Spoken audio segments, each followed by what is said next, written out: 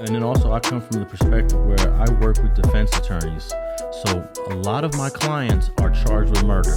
Most of my clients are charged with murder or attempted murder. My job is to defend them. My job is to help our job is basically to give this client what the government said is his right, which is a vigorous, robust defense of all these allegations. So am I over here condoning violence? No, I'm doing what the Constitution says that is right, is that a proper defense. You understand what I'm saying? Well, it's funny because when I was coming up, the term doctors and lawyers and, surgeons, and these were the things that you want to be in life, right? Then when I got a little older, I started hearing, okay, lawyers are the scum of the earth. You know what I mean? And I was like, hold on. Now I have to figure out why they feel that way. But like you say, here in America, at least, everybody has their right to a fair trial. Everybody has a right to a defense, and that's just how it is. If you have a great defense, that's better than what the prosecution is coming with, right or wrong, guilty or not. That's how it is in America. Yeah, because YNW Melly could end up calling me up one day and say, hey, I heard you real good with, consulting defense attorneys. And if I wanted to, I'll take his case. Right. And he has every right to a rigorous defense. And there's nothing wrong with that. Does that mean that I support double murder? Absolutely not. But it's just my job is to get in there and make sure he gets a fair trial and that he doesn't get railroaded and that everything is fair. Well, most time when people go to jail, and this is nationwide, or probably worldwide.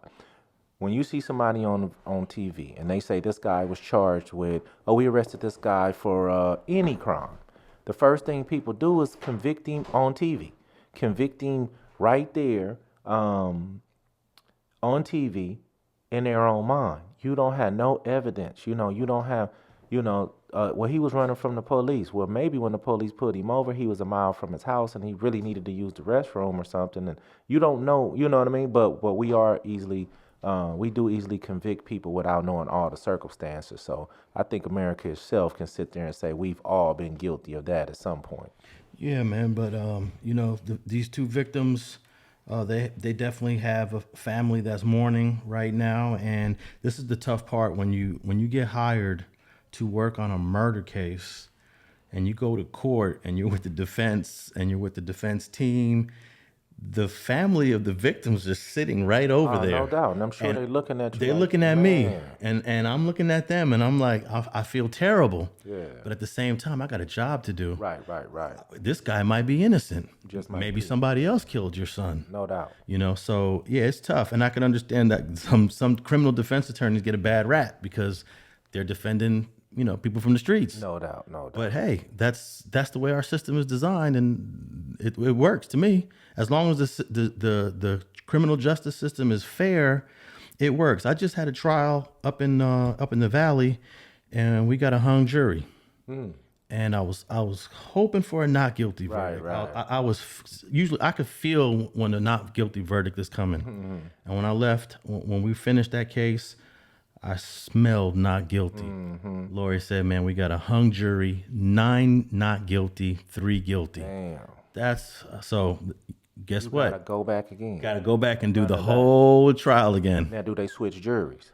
They do. They get a whole new jury. Okay. You got to start from scratch. Damn. Whole new jury. That's exhausting. Whole new jury. Yeah, it's exhausting for the defendant, especially if he's in custody. That means he's got to sit in there for however long it takes to do another trial.